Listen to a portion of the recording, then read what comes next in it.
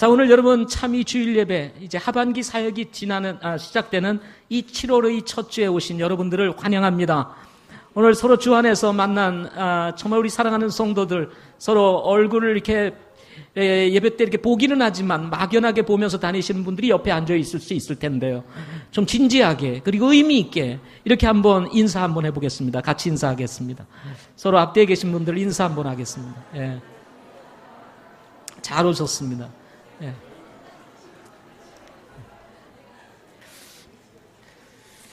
자, 오늘 하나님의 말씀은 요한일서 5장 11절부터 13절에 있는 말씀입니다. 요한일서 5장 11절부터 13절에 있는 말씀입니다. 요한일서 5장 11절부터 13절에 있는 말씀입니다.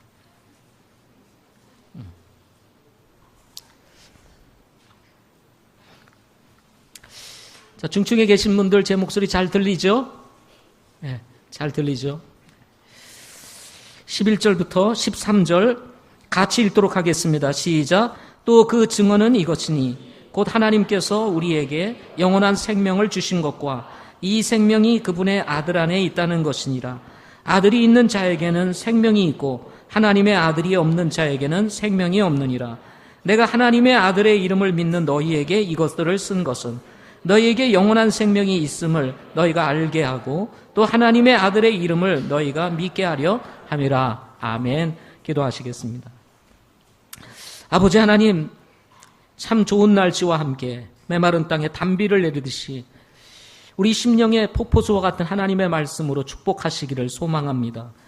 주신 말씀 성령 하나님께서 역사하시고 도우셔서 우리 모두 마음에 받게 하시고 오늘 이 말씀으로 우리 심령이 즐거워하며 기뻐하며 하나님께 영광과 찬양을 올려드리는 귀한 메시지 되게 하여 주옵소서. 예수님의 이름으로 기도드립니다. 아멘. 오늘 하나님의 말씀의 제목은 구원받은 것을 알 수 있나요? 라는 제목으로 같이 말씀 나누도록 하겠습니다. 제가 3주에 걸쳐서 구원 시리즈로 말씀을 전하고 있습니다. 앞으로 한 2주 정도 더 구원과 관련된 메시지를 더 전하려고 합니다. 아마 제가 개인적으로 이 구원에 관련된 메시지를 시리즈로 전하기는 처음인 것 같습니다. 제가 오늘 말씀을 준비하면서도 내가 왜 이런 주제를 가지고 말씀을 전해야 하나라고 스스로 마음에 질문을 던지면서 조금 참 아쉽고 또 한편으로는 이런 말씀을 전해야만 하는 이 목회자의 심정이 한편으로는 슬프기도 했습니다. 왜냐하면 현재 우리 한국 기독교의 현실이 성경에서 가장 기본적이고 기초적인 이 구원의 문제에 대해서 멀어져 있다는 생각을 떨칠 수가 없기 때문입니다. 제 개인적으로 생각하는 것은 적어도 우리가 교파는 다르고 또 생각이 다를 수는 있어도 적어도 이 구원 문제만은 하나가 되어서 똑같이 가르쳐줘야 되지 않느냐 하는 생각이 있기 때문에 그렇습니다. 자칫 이 구원의 문제가 잘못되면 우리가 10년, 20년, 30년 평생토록 신앙생활하는 것들이 다 헛된 것이 될 수 있기 때문에 그렇습니다. 여러분, 신앙생활이라고 하는 것은 무엇으로부터 시작되죠? 구원으로부터 시작되는 것입니다. 어린아이가 어머니 뱃속에서 딱 태어나는 순간부터 삶이 시작되듯이 그리스도인의 신앙생활은 예수님을 믿고 구원을 받음으로부터 그렇게 시작이 되는 것입니다. 그런데 구원도 받지 못하고 또 구원의 확신도 없이 이렇게 신앙생활 한다는 것은 정말 위험천만하고 본인의 어떤 확신, 본인의 어떤 감정, 그리고 본인이 생각하는 어떤 것과 상관없이 하나님 보실 때 그 신앙생활은 쉽게 말하면 꽝이라는 것입니다. 그렇기 때문에 적어도 이 구원 문제만은 정확하게 해결되어 있어야 되고 그리고 이 구원에 대한 질문이 우리에게 던져졌을 때 성경적인 답변을 정확하게 할 수 있어야 되는데 많은 사람들, 생각보다 의외로 많은 사람들이 이 구원에 대한 질문에 대해서 엉뚱한 대답을 하는 경우들이 참 많습니다. 저는 적어도 우리 큰빛성서 침례교회를 나오는 우리 성도들은 이 구원의 문제만을 확신할 수 있기를 바라고 누가 어디서 질문을 던진다 할지라도 성경적인 대답을 줄 수 있는 거듭난 성도들이 꼭 될 수 있기를 소망합니다. 구원이 잘못되면 어떻게 된다고요? 다 잘못되기 때문에 꽝이라는, 따라서 해보시죠. 꽝. 예, 이거 충격적이지 않으세요? 이게 잘못되면 그냥 신앙생활 꽝이라는 것입니다. 예수님께서도 제자들에게 말씀하셨습니다. 인자에 온 것은 잃어버린 자를 찾아 구원하려 함이라. 예수님께서 이 세상에 오신 것은 잃어버린 자를 찾아 구원하시기 위해서 오셨다는 것입니다. 예수님이 이 세상에 오신 가장 큰 목적, 그것은 영혼을 구원하기 위해서 이 세상에 오셨다고 말씀하고 있는 것입니다. 우리가 너무나 잘 알고 있는 하나님의 말씀, 하나님께서 세상을 이처럼 사랑하사 자기의 독생자를 주셨으니 이것은 누구든지 그를 믿는 자는 멸망하지 않고 영존하는 생명을 얻게 하려 하심이라. 요한복음 3장 16절. 예수님께서 이 세상에 오신 이유, 그것은 멸망에 빠진 영혼들을 구원해서 영존하는 생명을 주시기 위해서, 누구든지 그를 믿는 자마다 멸망치 않고 영존하는 생명을 얻게 하시기 위해서 오셨다고 말씀하고 있습니다. 뿐만 아니라 그런 중 누구든지 그리스도 안에 있으면, 그리스도 바깥에 있었던 사람들이 이제 그리스도 안으로 들어가게 되면 그는 새로운 피조물이라. 이전 것은 지나갔으니 보라 모든 것이 새롭게 되었도다.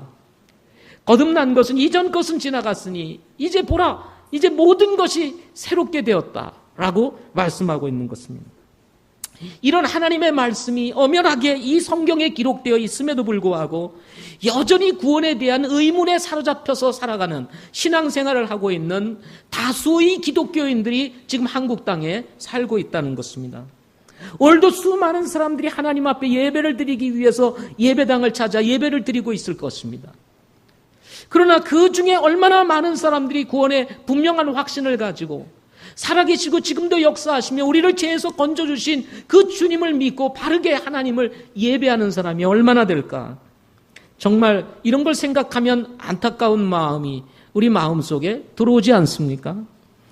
구원받지 않고 신앙생활할 수 없기 때문에 그렇습니다. 니고데모와 같이 거듭나지 아니하고 어떻게 하나님을 아버지라고 부를 수 있겠어요? 구원받지도 않은 상태에서 구원의 확신도 없이 하나님 앞에 기도하며 말하기를 아버지, 아버지, 아버지, 아버지 하며 부르짖며 기도하는 사람들이 얼마나 많은지 몰라요.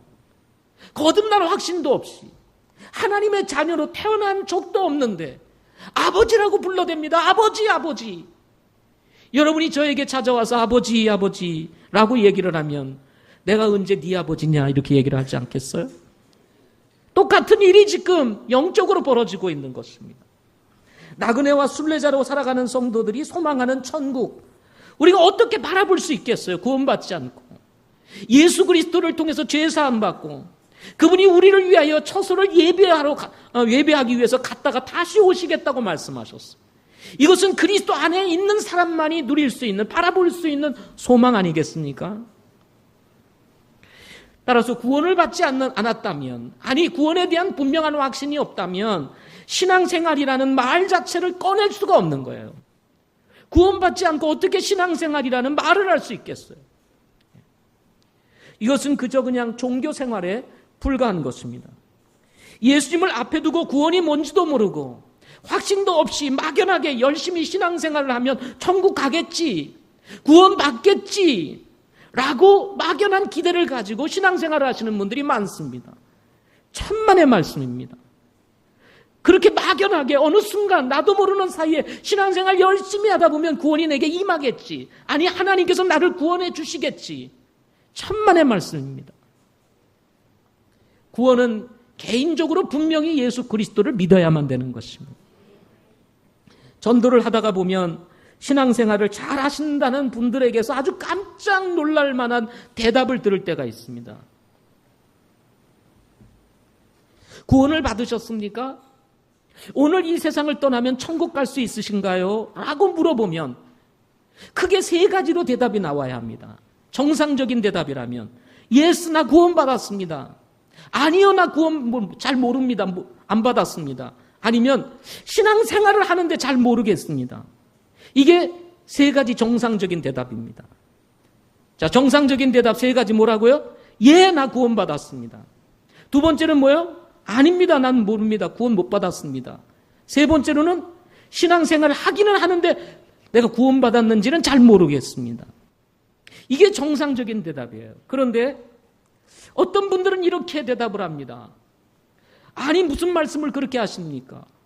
우리가 구원을 받았는지를 어떻게 우리가 알 수 있어요? 그것은 하나님만이 아시는 일입니다. 하나님만이 아십니다. 우리는 구원 받았는지 받았는지 못 받았는지 알 수가 없습니다. 그저 열심히 신앙생활하면 하나님께서 원하는 사람은 데려가시고 그렇지 않은 사람은 그냥 지옥으로 보내면 그만이죠. 우리가 알 수 있는 문제가 아니다라고 얘기를 합니다. 그것을 안다고 말하면 아유 교만하시기 그런 말씀하시면 안 됩니다 하고 아주 신령한 척 타이르시는 분들도 계세요. 여러분, 이렇게 대답을 하는 사람들이 의외로 많습니다. 그건 우리가 알 수 있는 영역이 아닙니다. 하나님께 속한 영역이라고 얘기를 합니다.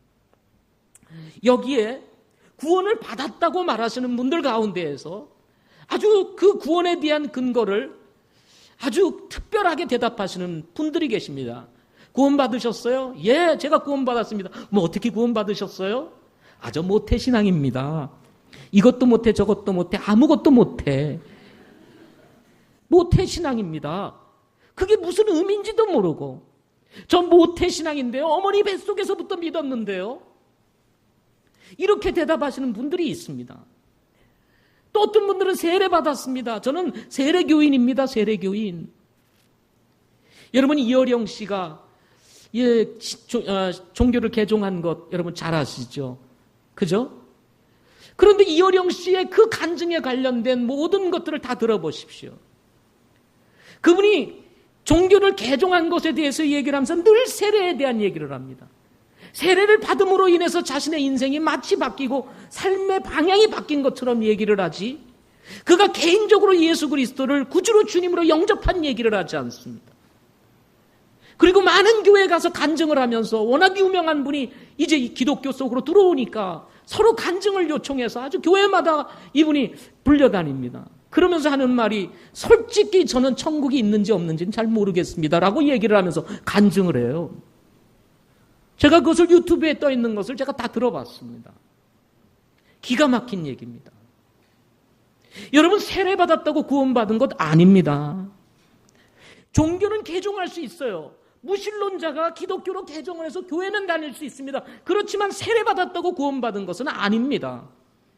꿈에서 하나님을 봤대요. 거룩하신 하나님, 환한 빛 가운데 막 임해서 병성아 그러시더라는 겁니다. 난 하나님 만났다고 이렇게 말하시는 분들도 있습니다.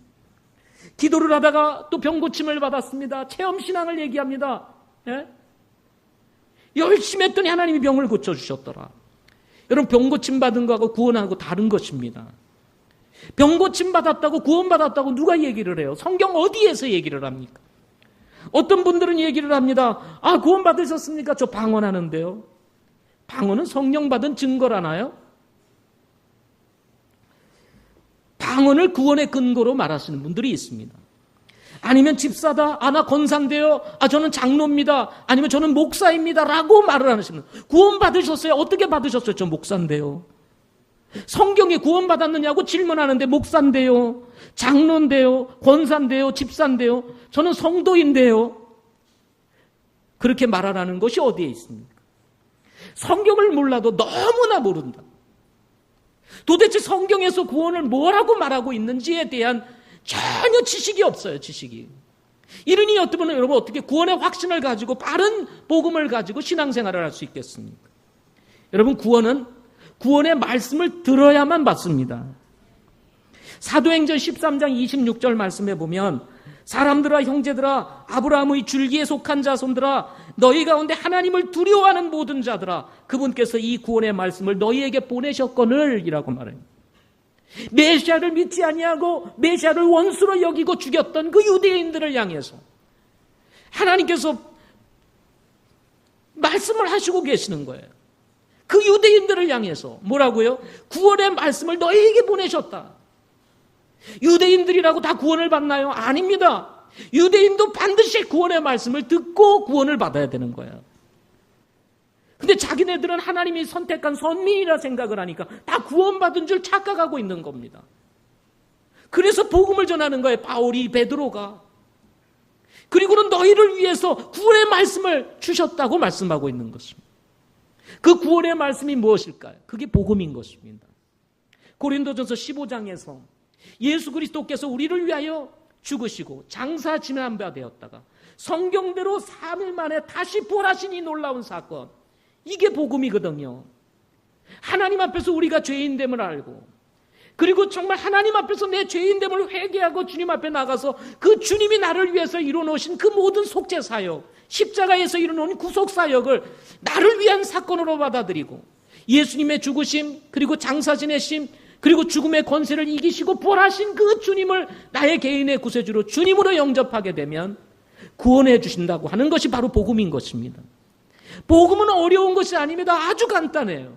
그럼에도 불구하고 많은 사람들이 이 간단한 복음을 자신의 것으로 받아들이지 않음으로 인해서 구원과 멀어져 있다는 사실인 것입니다. 요한복음 1장 12절에서 말하기를 그분을 받아들인 자들 곧 그분의 이름을 믿는 자들에게는 다 하나님의 아들이 되는 권능을 주셨다고 말씀하셨습니다. 그분을 받아들인 자, 예수 그리스도를 영접한 자, 받아들인 자, 곧 그분의 이름, 예수 그리스도의 이름을 믿는 자들에게는 하나님의 자녀가 되는 권능을 주셨다. 그래서 믿음은 믿음인데 어떤 믿음입니까? 받아들이는 믿음이 돼야 되는 거예요. 영접된 믿음이 돼야 되는 거예요. 그냥 나 믿었으니까 구원받겠지. 아닙니다. 어떤 믿음이어야 된다고요? 믿음은 믿음인데 어떤 믿음이요? 영접된 믿음이 돼야 되는 거예요. 받아들인 자, 곧 그분의 이름을 믿는 자라고 말씀하고 있기 때문에 그렇습니다. 이런 사람들에게 하나님의 자녀가 되는 권능을 주셨다라고 말씀하고 있는 것입니다. 사도행전 16장 31절 말씀해 보면 그들이 이르되 주 예수 그리스도를 믿어라. 그리하면 내가 구원을 받고 내 집이 받으리라. 예수 그리스도를 믿을 때 구원을 받을 수 있다고 성경은 말씀하고 있는 것입니다. 사도행전 3장 19절에서는 그런즉 너희는 회개하고 회심하라. 그리하면 새롭게 하는 때가 주의 앞으로부터 이를 때에 너희 죄들이 말소가 될 것이라고 얘기를 했습니다. 죄들을 완전히 다 삭제해버리는 거예요. 죄들의 기록들을 완전히 다 지워버리는 거예요. 언제? 회개하고 회심할 때. 회개라고 하는 것은 우리가 하나님 없이 내가 주인이 돼서 살던 삶에서 돌이켜 하나님을 나의 구주로, 나의 주인으로 모시겠다고 내가 돌이켜서 주님 앞에 가는 것, 이것을 우리는 회개라고 말하는 것입니다. 사도행전 10장 43절에서는 그분에 대하여 모든 대언자들도 증언하되 누군지 그분을 믿는 자는 그분의 이름으로 말미암아 죄들의 사면을 받으리라 하고 말씀을 했습니다.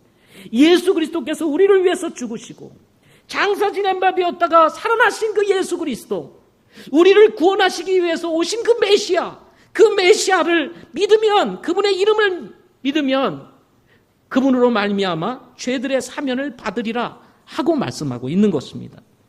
이 말씀은 이방인이었던 고넬료와 그 집안 사람들에게 베드로가 말씀을 전하면서 하셨던 말씀입니다. 이방인이었던 이 고넬료, 하나님을 믿고 싶은데 어떻게 믿을 수 있는지를 잘 몰랐던 이 고넬료에게 베드로가 주었던 말씀, 그분을 믿는 자는 그분의 이름으로 말미암아 죄 사면을 얻으리라 하고 말씀하셨던 것입니다. 사도행전 20장 21절 말씀에 보면 유대인들과 또한 그리스인들에게 하나님을 향한 회개와 우리 주 예수 그리스도를 향한 믿음을 증언한다라는 말씀이 기록되어 있습니다. 하나님을 향해서는 회개하고 우리를 위해서 구속사역을 이루어놓으신 예수 그리스도를 믿으면 어떻게 된다고요? 우리가 구원을 받게 되는 것입니다. 바울이 에베소 교회 장로들을 밀레도로 초청하여 가지는 기쁨 속에서 나누던 교제 속에서 주셨던 말씀인 것입니다. 하나님을 향한 회개, 그리고 우리 주 예수 그리스도에 대한 믿음, 이 회개와 믿음을 통해서 우리는 죄사함을 받고 구원을 받아 하나님의 자녀가 되는 복을 누리게 되는 것입니다. 오늘 본문에 있는 말씀도 이 사실을 분명히 밝혀주고 있습니다. 요한일서 5장 11절 12절 다시 한번 읽어보도록 하겠습니다. 너무나 중요한 말씀이기 때문에 다시 한번 읽어보도록 하겠습니다. 요한일서 5장 11절 12절 같이 읽겠습니다. 시작. 또 증언은 이것이니 곧 하나님께서 우리에게 영원한 생명을 주신 것과 이 생명이 그분의 아들 안에 있는 것이니라. 아들이 있는 자에게는 생명이 있고 하나님의 아들이 없는 자에게는 생명이 없느니라 하고 말씀을 했습니다. 여기 보니까 여러분 구원이라는 것이 무엇입니까? 어떤 사람이 생명이 있는지를 압니까? 여기 보니까 아들이 있는 자에게. 여기서 아들은 누구를 말합니까? 예수님. 예수님이 있는 자는 뭐가 있어요? 생명이 있고, 예수님이 없는 자는 뭐가 없다고 말합니까? 생명이 없다고 말씀하고 있는 것입니다. 아들이 있는 자에게는 생명이 있고 하나님의 아들 예수님이 없는 자에게는 생명이 없다고 말씀을 했습니다. 그래서 구원받은 사람은 어떤 사람입니까? 마음속에, 우리의 마음속에 누가 계시면, 예수님이 계시면 그것은 구원이 있는 거고, 마음속에 예수님이 계시지 않으면 뭐가 없어요? 구원이 없는 것이라고 말하고 있는 것입니다. 그렇다면 어떻게 하면 아들이신 예수님을 우리 안에 계시게 할 수 있을까요? 여러분, 어떻게 하면 이 아들이신 예수님을 우리 안에 계시게 할 수 있어요? 아주 간단합니다. 요한계시록 3장 20절 말씀에 보면, 보라 내가 문에 서서 두드리노니 누구든지 내 음성을 듣고 문을 열면 내가 그에게로 들어가 그와 함께 만찬을 먹고 그는 나와 함께 먹으리라 하고 말씀을 했습니다. 물론 이 말씀은 구령에 관련된 말씀으로 주신 것은 아닙니다. 원래 라오디게아 교회에 주신 말씀이에요. 라오디게아 교회는 예수님을 교회 밖으로 쫓아낸 교회입니다. 물질주의가 이 라오디게아 교회에 싹 들어가가지고 물질이 주인이 되고 사람이 주인이 돼가지고 신앙생활을 하고 있었던, 마치 오늘날 이 현대교회와 같은 그런 모습을 가지고 있는 교회가 라오디게아 교회입니다. 사람들은 많이 모이고 교회는 부자입니다. 부족한 것이 없어요. 그런데 하나님께서 보니까 이 교회는 가난하고 헐벗고 그야말로 눈먼 교회, 영적으로 완전히 눈먼 교회다라고 주님께서 지적을 합니다. 그리고는 말씀하시기를 어떻게 합니까? 차든지 더없든지 하라. 미지근하면 토하여 내치리라. 그야말로 미지근한 교회. 이것도 아니고 저것도 아닌 이런 교회. 그야말로 예수님이 주인되어 있지 않은 교회가 바로 라오디게아 교회였던 것입니다. 이런 교회를 향해서 우리 주님께서 주셨던 말씀이 뭐냐면, 우리 주님이 그 교회를 향해 문을 두드린다는 거예요. 그러니 문을 열고 모셔드리면 내가 그 교회 안으로 들어가서 더불어 먹고 그들은 나로 더불어 먹으리라 라고 말씀하고 있는 것입니다. 근데 이 말씀이 뭐와 원리가 같아요? 구원과 원리가 같다는 것입니다. 예수님이 마음에 계시려면 예수님이 우리의 마음의 문에서 두드리신다는 것입니다. 누군가 이 두드리는 음성을 듣고 마음의 문을 열고 예수 그리스도를 나의 구주로 주님으로 받아들이면, 영접하게 되면 예수님이 우리 안으로 어떻게 해요? 쑥 들어오시게 되는 것입니다. 여러분이 스스로 받아들이지 않으면 예수님은 절대 들어올 수가 없어요. 무조건 되고 강제적으로 문을 열고 예수님이 들어오시느냐? 안 들어오십니다. 우리가 개인적으로 예수님 내 마음의 문을 엽니다. 내 안에 들어오셔서 나의 구주와 주님이 되어주세요 라고 우리가 영접 기도를 할 때 우리 주님께서 우리 안으로 들어오셔서 우리의 생명이 되시고 구주가 되시는 주님이 되시는 것입니다. 오늘 이 요한일서 말씀은 믿는 사람들에게 주신 말씀입니다. 믿는 사람들에게, 안 믿는 사람들에게 주신 말씀이 아니라 믿는 사람들에게 주신 말씀입니다. 오늘 주제로 돌아가서 이 믿는 사람들에게 준 이 요한일서, 구원받은 것을 알 수 있습니까? 라고 하는 이 질문에 우리는 어떻게 대답할 수 있죠? 구원받으셨어요? 라고 하는, 구원받은 것을 알 수 있습니까? 라고 하면 우리가 어떤 대답을 할 수 있어요? 안다, 모른다. 다시요. 안다, 모른다. 왜 이렇게 확신이 없으세요? 이건 너무나 놀랍고 신나는 얘기 아닙니까? 많은 사람들이 그걸 어떻게 알 수 있습니까? 라고 얘기를 하는데 성경은 뭐라고 얘기를 하고 있습니까? 안다. 모른다? 안다. 예, 안다. 이게 아닙니다. 안다. 이거 얼마나 신나는 얘기입니까? 예. 제가 잠을 깨우려고 제가 이렇게 크게 외쳤습니다. 졸지 마세요. 중요한 얘기를 하는데 조심하면 안 됩니다. 여러분 조집사 되지 마세요.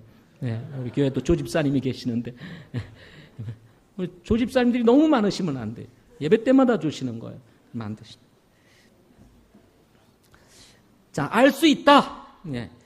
요한일서 5장 13절 말씀을 한번 보겠습니다. 요한일서 5장 13절. 같이 읽겠습니다. 시작. 내가 하나님의 아들의 이름을 믿는 너희에게 이것을 쓴 것은 너희에게 영원한 생명이 있음을 너희가 알게 하고 또 하나님의 아들의 이름을 너희가 믿게 하려 함이라.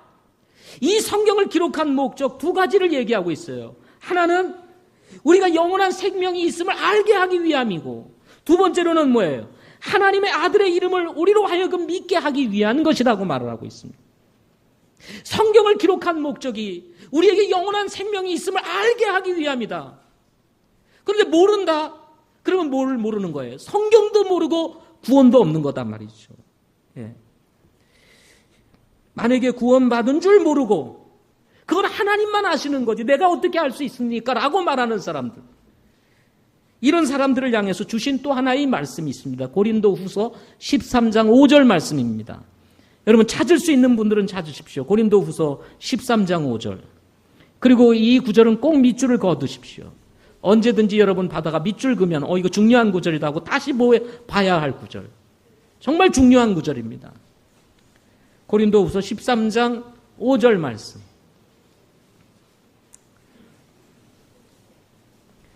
찾으셨으면 같이 읽겠습니다. 시작. 너희가 믿음 안에 있는지 너희 자신을 살펴보고 너희 자신을 입증하라. 예수 그리스도께서 너희 안에 계신 줄을 너희가 스스로 알지 못하느냐? 그렇지 않으면 너희는 버림받은 자니라. 예수 그리스도께서 우리 안에 계신 줄을 우리가 스스로 알지 못하면 우리는 어떻게 된다고 그랬어요? 어떤 자라고 그랬습니까? 버림받은 자라. 버림받았다는 게 무슨 뜻이에요? 구원받지 못했다는 것 아니겠습니까? 자, 그러면 이 말씀은 우리가 구원받은 것을 알 수 있다는 말입니까? 모른다는 얘기입니까? 알 수 있다는 거예요. 모르는 것이 문제라는 것입니다. 모르면 뭐 한다는 거예요? 버리운 자라는 겁니다. 내가 구원받은 줄 몰라요? 예수님이 내 안에 계신 줄 몰라요? 그러면 그것은 구원받지 않았다는 것입니다. 성경은 이렇게 명확하고 분명한 거예요. 뭐 한 것이 아닙니다. 이래도 되고 저래도 되고 그냥 두리뭉실 그냥 적당히 신앙생활이 아닙니다. 예수 믿고 구원받았느냐 구원받지 못했느냐 확실하게 갈라지는 거예요. 왜냐하면 성경 자체가 진리이기 때문에 그렇습니다. 그러므로 구원을 받은 것도 모르고 신앙생활을 한다? 그 말은 구원받지 못했다는 것입니다. 그래서 여러분이 혹시 복음을 전할 때 어떤 사람이 이렇게 대답을 합니다. 그걸 어떻게 합니까? 하나님만 하시지. 그러면 바로 이렇게 대답할 수 있어요. 당신은 구원받지 못하셨군요. 라고 말하면서 어디를 딱 펴요?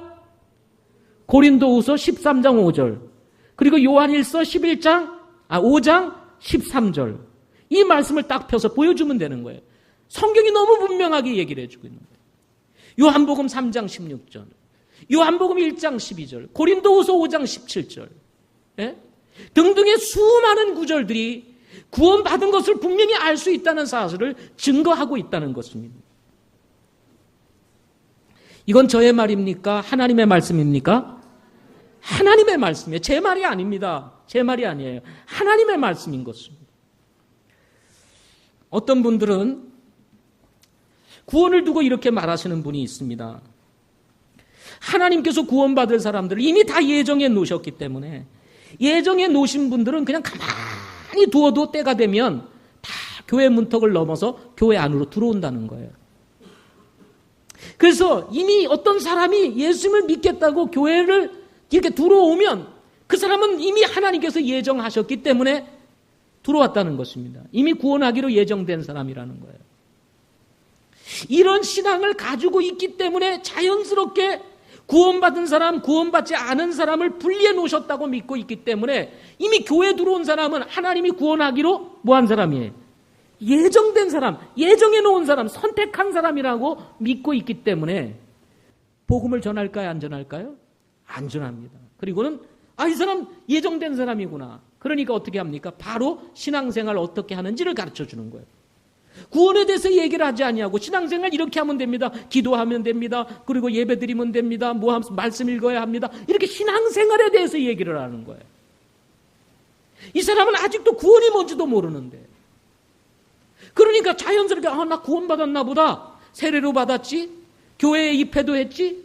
그리고 학습도 받았지. 그리고 신앙생활에 대해서 가르침을 받지. 그러니까 나 구원받았나 보다 라고 착각을 하면서 그때부터 신앙생활을 하는 거예요. 내가 죽으면 당연히 천국 가겠지.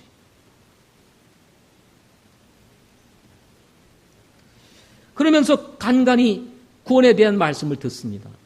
예수님이 우리의 구세주이십니다. 아멘. 예수님이 우리의 메시아입니다. 아멘. 예수님을 영접해야 구원받습니다. 아멘. 예수님이 우리의 죄를 다 용서해 주셨습니다. 아멘. 하고 대답은 하는데 그 용서하신 예수 그리스도, 우리를 위해서 죽으신 예수 그리스도, 우리를 위해서 그 부활하신 예수 그리스도를 언제 당신이 개인의 구주로 주님으로 영접했냐라고 물어보면 영접한 적이 없는 거예요. 자신의 죄의 문제, 구원의 문제, 죽음의 문제, 정말 이 영적 사망의 문제를 두고 주님 앞에 회개하고 돌이킨 적이 없는 거예요. 그러면 구원이 있습니까? 없습니까? 말씀을 듣는 것이 중요한 게 아닙니다. 거기에 아멘으로 화답하는 것이 중요한 것이 아니라 그 예수님을 내 개인의 구주로 주님으로 영접했냐는 거예요.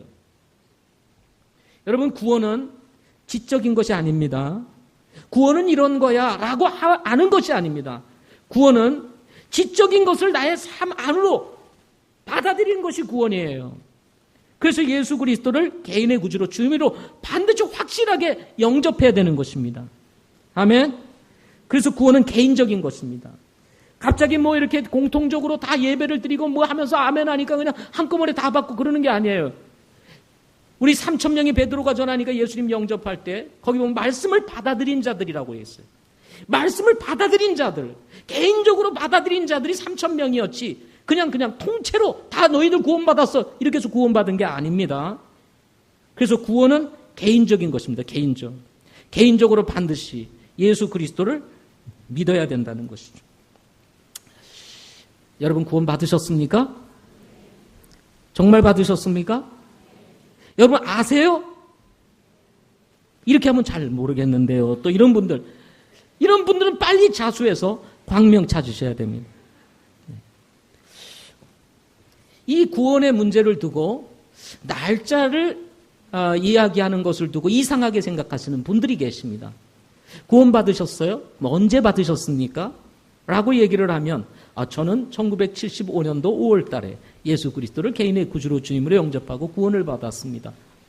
그런 것도 알아요? 어떻게 날짜를 알 수가 있어요? 구원파 아니에요? 하면서 이단 쳐다보듯이 이상하게 쳐다보시는 분들이 계십니다. 네. 여러분, 물론 구원파가 구원에 대한 교리가 잘못된 부분들이 있습니다. 그러나 잘못된 부분도 있지만 그렇다고 해서 구원파가 다 잘못된 건 아니에요. 우리는 구원파가 아닙니다. 구원의 얘기에 대해서 강조한다고 해서 우리 구원파로 오해하시는 분들이 있습니다. 성서침례교회는 구원파가 아닙니다. 구원파에 관련된 것은 언제 기회가 되면 다시 여러분에게 말씀을 전하기로 하고, 누가복음 10장 20절 말씀에 보면 이런 말씀이 있습니다. 여러분 잘 들어보세요. 나중에 찾아보세요. 여러분 속지에 누가복음 10장 20절 분명히 적혀 있어요. 내용은 안 적혀 있었는지 모르지만 내용도 간단하게 제가 적어놨을 거예요. 한번 나중에 꼭 성경을 찾아보세요. 자, 제가 말하는 걸 들어보십시오. 그럼에도 불구하고 그 영들이 너희에게 굴복하는 이 일로 기뻐하지 말고 오히려 너희 이름이 하늘에 기록된 것으로 기뻐하라. 되었으므로 기뻐하라. 하고 누가복음 10장 20절에 말씀하고 있습니다. 이것은 제자들이 둘씩둘씩 하나님께서 전도를 하도록 보내셨습니다. 그런데 가서 전도를 하면서 이 악한 영들이 그냥 몹시 역사를 하는 거예요. 그러자 이 제자들이 예수 그리스도의 이름으로 이 악한 영들을 막 쫓아내고 그 악한 영들의 힘을 제압해버리는 이런 놀라운 역사들이 일어나게 되었습니다. 이 전도 나갔던 이 둘씩 파송을 받았던 제자들이 돌아오면서 너무 기뻐하는 거예요. 우리가 나가서 막 주님의 이름으로 얘기를 했더니 악한 영이 막 굴복을 하더라 하면서 막 기뻐하는 거예요. 그러자 그 얘기를 들었던 우리 주님께서 그 제자들에게 한 말씀입니다. 악한 영들, 그 영들이 너희에게 굴복하는 이 일들로 기뻐하지 말고 오히려 너희 이름이 하늘에 기록된 것으로 기뻐하라. 너희 이름이 하늘에 기록되었으므로 기뻐하라. 우리 이름이 하늘에 기록됐다는 것입니다. 하늘에 기록. 그리고는 계시록 20장 15절의 말씀에 보면 이런 말씀이 있습니다. 누구든지 생명책에 기록된 것으로 드러나지 않는 자는 어디에 들어간다고요? 불호수에 던져졌더라. 생명책에 이름이 기록된 사람은 어디 들어가요? 새하늘과 새 땅에 들어가고, 생명책에 이름이 기록되지 않은 사람은 불호수 지옥에 들어간다라고 성경은 말씀하고 있습니다. 사람이 태어나면 출생신고를 하게 됩니다. 출생신고를 하게 되면 그 집안의 호적에 등록이 되는 거예요. 그리고 그 사람이 출생했다는 번호를 받게 돼요. 이것을 우리는 무슨 번호라고 그러죠? 주민등록번호를. 이 주민등록번호가 있으면 우리는 이 나라의 시민이 되는 거예요. 국민이, 한 사람의 국민이 되는 것입니다. 마찬가지로 예수님을 믿고 구원을 받으면 하늘에서도 출생신고를 하게 되는 거예요. 예, 하늘에서도. 그래서 그 이름이 어디에 기록됩니까? 바로 이 생명책에 기록이 되는 거예요. 이 생명책에. 그래서 여러분, 거듭난 성도들의 호적은 뭐예요? 생명책인 것입니다. 아멘. 여러분 보세요. 자, 부모님으로부터 태어났습니다. 자, 출생을 했어요. 이게 첫 번째 출생입니다. 두 번째 출생은 하나님을 믿음으로 인해서 우리가 거듭난 거예요. 거듭나면 두 번째 출생이 돼요. 그러면 출생에 의해서 우리가 존재하고, 그리고 두 번째 출생으로 인해서 우리는 하나님의 왕국에 있게 될 것입니다. 맞죠? 맞죠? 근데 이 출생한 경험이 없어요. 거듭난 경험이 없어요. 그럼 어떻게 됩니까? 그러면 어디 가요? 불호수에, 지옥에 들어가게 되는 것입니다. 그러나 두 번 분명히 태어난 확실한 증거가 있어요. 내가 알아요. 그리고 이름이 생명책에 기록되어 있어요. 그러면 이 사람은 새하늘과 새 땅, 거기에 들어가게 되는 것입니다. 이것은 지극히 당연하면서도 자연스러운 일이라는 것입니다. 그런데 세상에 태어날 때도 그 태어난 날을 기억하면서 해피 버스데이 투 유 하면서 난리를 치잖아요. 좋아가지고. 예? 예? 생일 축하해주고 그러면 얼마나 좋아합니까? 그죠? 예. 예. 여러분 별로 안 좋아하시는 모양이에요. 예. 이 땅에서는 여러분 열심히 생일 축하하세요. 그러나 우리가 하나님의 나라에 들어가서는, 하나님의 왕국에 들어가서는 뭐를 할까요? 거듭남에 대한 이 생일. 이것으로 인해서 하나님께 찬양과 영광을 돌릴 날이 오게 될 것입니다. 만약 이 날이 없었다면 우리는 하나님의 왕국에도 아마 존재할 수 없기 때문이기 때문에 그렇습니다. 그럼에도 불구하고 구원받은 날을 모른다. 예, 여러분 모를 수 있습니다. 그만 제가 깜빡해가지고 그날을 기억하지를 못하는 거예요. 적어놓지를 않았어요. 그게 기억하지를 못해요. 그러나 여러분, 날짜는 기억하지 못할 수 있지만 내가 그 예수 그리스도를 개인의 구주로 주님으로 영접했던 날, 내가 하나님 앞에 죄인됨을 알고 내 죄의 문제를 하나님 앞에 회개하고 예수 그리스도를 개인의 구주로 주님으로 영접하고 구원받은 그날, 그 사건, 그 시간, 바로 그때 그걸 어떻게 잊어버릴 수 있겠어요? 이 엄청난 사건을. 제가 어느 목사님 사모님과 성경 공부를 했습니다. 저를 초청해가지고 성경 공부를 반에서 인도해달라고 그래가지고 인도하는 그룹이 있었는데 제가 그곳에 가서 성경 공부에 대해서 좀 인도를 하면서 구원에 대해서 얘기를 했습니다. 근데 어떤 사모님이, 나를 초청하신 그 사모님이 자기는 구원받은 때가 없다는 거예요.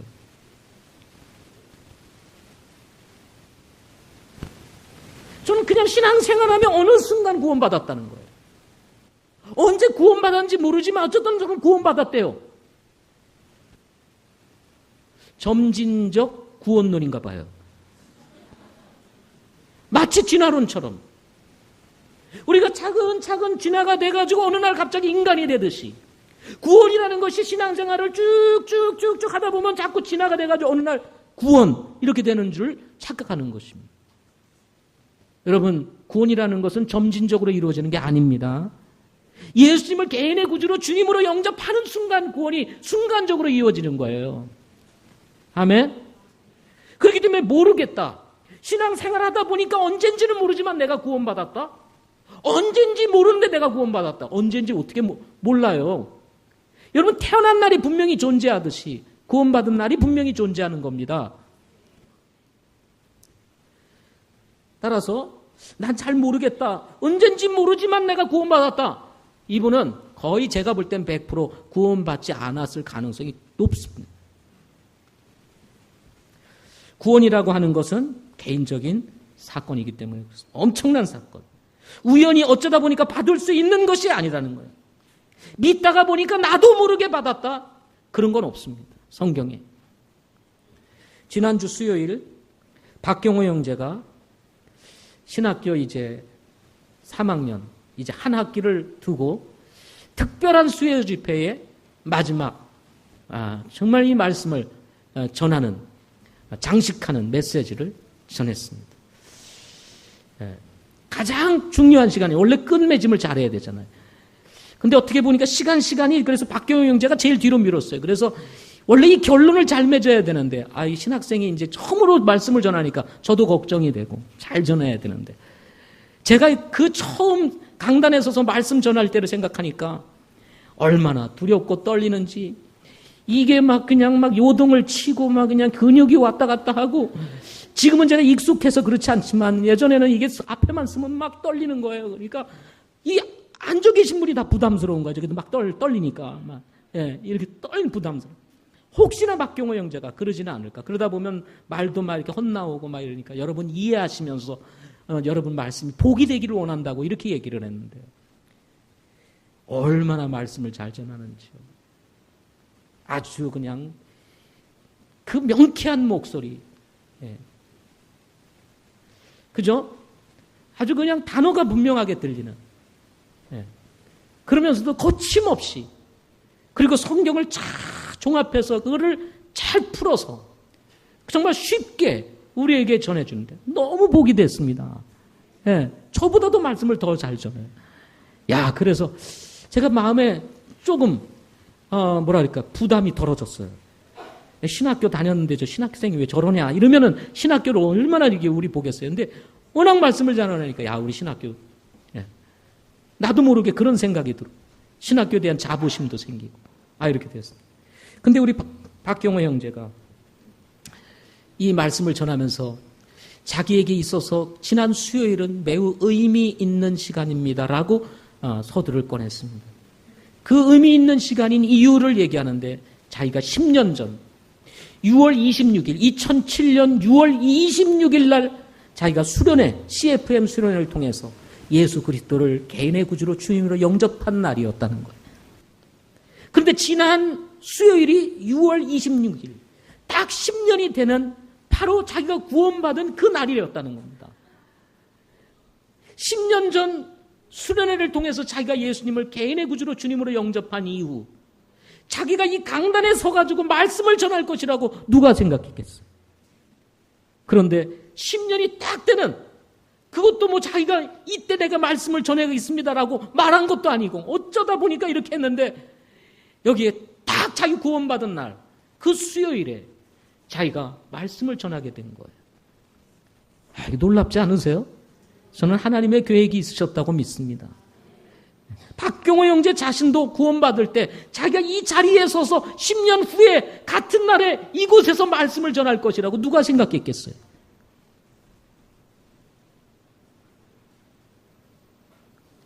박경호 형제에게 있어서 지난 수요일이 있었던 그 배경에는 바로 10년 전 6월 28일이 있었기 때문에 가능했다는 것입니다. 구원받은 날 잊지 아니하고 자신의 인생의 터닝 포인트가 되었다. 하나님을 믿지 않았던 자신의 인생이 그 수련회를 통해서 예수님을 자신의 삶으로 받아들이고 죄 사함받고 하나님의 자녀로 거듭난 이후에 한 번도 곁길로 가지 아니하고 믿음의 길로 쭉 한 방향으로 달려왔던 우리 박경호 형제.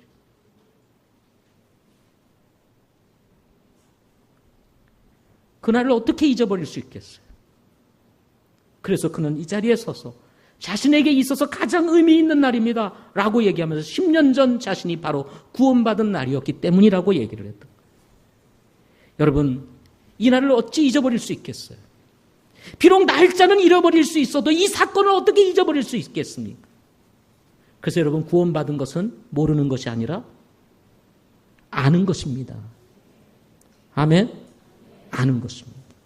혹시나 여러분 가운데 신앙생활을 하면서도 내가 구원받았을까? 라고 질문을 던졌을 때 확실하게 yes, 맞아, 나 구원받았어. 예수님이 내 마음에 계셔. 이건 분명해. 라고 흔들림이 없이 여러분 말할 수 있습니까? 그렇지 않다면 여러분 매우 위험해요. 여러분의 감정과 달리 여러분 마음속에 예수 그리스도가 계시지 않는다면 어떻게 하시겠습니까?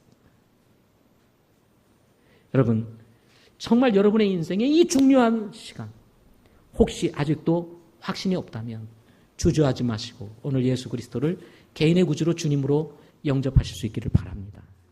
기도하시겠습니다.